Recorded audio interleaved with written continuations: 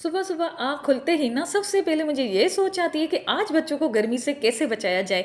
तो आज मैंने लिया ये कतीला, हम तो इसे कतीला कहते हैं, पता नहीं उर्दू में इसे क्या कहते हैं। इसमें मैं पानी डाल के इसको भिगोने के लिए रख दूंगी। जब ये फूल जाएगा ना, इसकी शक्ल बिल्कुल क्रच की हुई बर्फ़ की तरह हो जाती है। इसके फ़ायदे सुन लें। इसकी तासीर ठंडी होती है, दिमाग, मैदे और पेट को ठंडा रखती है और लू लगने से बचाती है। अब मैं इसको डीप फ्रीज़र में रख दूँगी। जब भी डीप फ्रीज़र का दरवाज़ा खुलता है, दिल करता है बच्चों समेत मैं डीप फ्रीज़र में जाके बैठ जाऊँ, ना पूछे इतनी कोई गर्मी है। बहरहाल बच्चे मेरे उठ गए थे और मेरे पास टाइम नहीं था, बस जितना फूला मैंने कहा चलो इसका मैं मिल्क शेक बना के बच्चों को दे देती हूँ, बाकी का मैं रख दूँगी ताकि ये प्रॉपर फूले।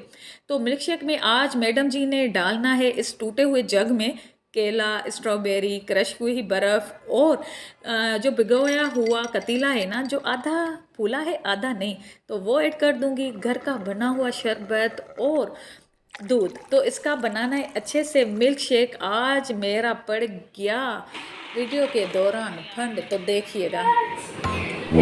ओहो।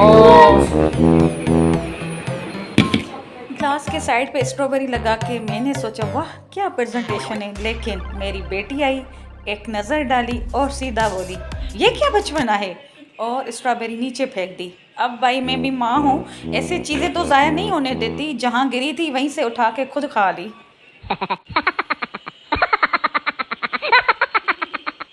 फिर आ गया दोपहर का टाइम। इस वक्त मैं मल्टीटास्किंग की मलका बनी हुई हूँ। पीछे सब्जियां भी कट कर रही हूँ और आगे मैं छोलों का सालन भी बना रही हूँ। और आज मैंने मारना है एक शॉर्टकट। काम इतना है कि शॉर्टकट ही मारा जाए इस गर्मी में। मैंने क्या किया, एक श्रेडर लिया, मुझे बनानी है कच्ची कैरी की चटनी। मैंने श्रेडर लिया, उसी पे प्याज श्रेड किए, कच्ची कैरी श्रेड की, हरी मिर्चें श्रेड की, एक जो मैंने लहसुन का श्रेड करके इसमें मैंने नमक, दरर ज़ीरा, दरर मिर्चें डाल के तो मैंने चटपटी और स्पाइसी कच्ची कैरी की चटनी भी बना दी। यार वैसे ये चॉपर में भी हो सकता था या इमाम दस्ते में भी हो सकता था। फिर मैंने सोचा कौन इतनी गर्मी में ये निकाले, फिर इस इमाम दस्ते और चॉपर को धोते हुए मुझे मौत जो पड़ती है। तो आते हैं फिर छोलों के सालन पे। तो प्याज और टमाटर बिल्कुल मेरे गल चुके थे, तो इसमें मैंने डाले बॉयल किए हुए छोले। अब इसको मैं भूनूंगी। इसमें कोई ख़ास मसाला नहीं, बिल्कुल आम सी रेसिपी है जैसे हर घर में बनती है। बस मैंने थोड़ा इसमें कौरमा मसाला ऐड किया। फिर आते हैं धनिया की तरफ, क्योंकि अभी भी छोलों में पानी है। बिल्कुल ये जब सूख जाएगा ना, फिर वापस छोलों की तरफ आती जाती रहूँगी।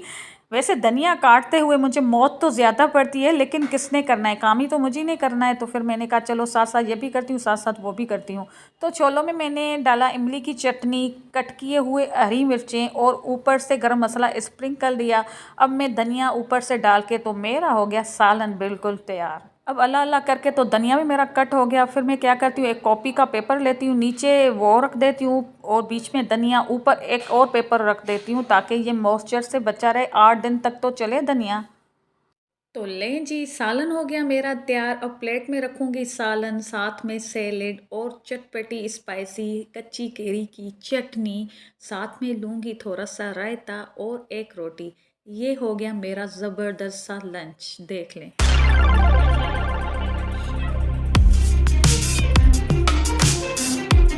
फिर हुई रात। इस वक्त मेरे बच्चों के स्टडी का टाइम है, तो कोई सैन में पढ़ता है, कोई लाउंज में, तो कोई रूम में, और मैं इनके पीछे भागती हूँ। किसी की कॉपीज़ चेक करती हूँ, किसी के बुक्स चेक करती हूँ। आज मुझे बच्चों के ये बुक्स हाथ में लगे। 1 मंथ नहीं हुआ, न्यू कोर्स लेके दिया है और बच्चों ने कर दिया इसका सत्यानाश। मैंने टेप सॉल्यूशन उठाई, मैंने कहा चलो इसके साइडों को कवर कर लेती हूँ ताकि 1 साल तक तो बुक्स चले। यार हमारे बचपन में जब हम छोटे होते थे, अब्बू बड़े बच्चे को न्यू कोर्स ला के देते थे, बाकी के बहन भाई उसी को रिपीट करते थे। हम इतने प्यार और कदर से अपने बुक्स को रखा करते थे। आजकल के बच्चों को क्या है, इनकी पढ़ाइयाँ भी एक्सपेंसिव, इसकी बुक्स भी एक्सपेंसिव, लेकिन कदर कोई नहीं है। खुद कुछ कदर करो, जेन ज़ी हो, कुछ तो कदर करो अपने माँ बाप की कमाइयों की। चलिए अल्लाह ताला रिज़्क में बरकत तो देगा, लेकिन बच्चों कदर करनी चाहिए अपने बुक्स की। फिर अचानक सबका दिल करा कुछ मीठा खाने को, क्योंकि नेक्स्ट डे छुट्टी थी बच्चों की, तो रात देर तक जागते हैं। तो हमने मैंने सोचा चलो बाहर बेकरी पे चलते हैं, बच्चों के लिए कुछ मीठी चीज़ें ले लेते हैं। तो मेरा दिल था पाइनएप्पल पेस्ट्री खाने का और बच्चों ने फरमाइश की थी चॉकलेट पेस्ट्री की और इनके पापा की ये मिठाइयाँ थी फरमाइश। हालांकि डॉक्टर ने इनको सख्ती से मना किया है मिठाई नहीं खानी, और पता है ना, जो चीज़ डॉक्टर मना करते हैं फिर वही चीज़ हमारी क्रेविंग बन जाती है। तो चले वहाँ यहाँ पे हमने सबकी फरमाइश पूरी की और घर के लिए भी कुछ चीज़ें चाहिए थी, वो भी मैंने यहाँ से ले ली। लेकिन चीज़ लो यार दो और बिल निकल आता है इतना सारा हज़ारों में। तो यहाँ पे मैं बिल पे करूँगी, उसके बाद तो फिर घर जाऊँगी और बच्चों को उसकी फरमाइश के मुताबिक सब चीज़ें दूँगी। बच्चे भी खुश और हम भी खुश।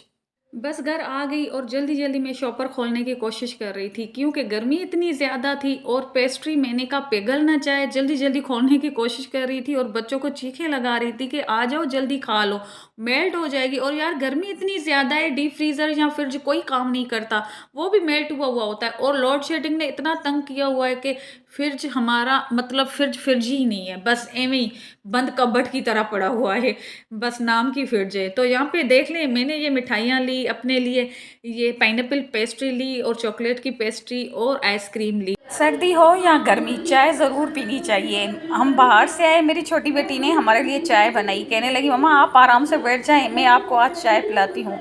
मेरी बेटी के हाथ की चाय मुझे इतनी कोई अच्छी लगी, आज तक मैंने दुनिया में ऐसी चाय नहीं पी।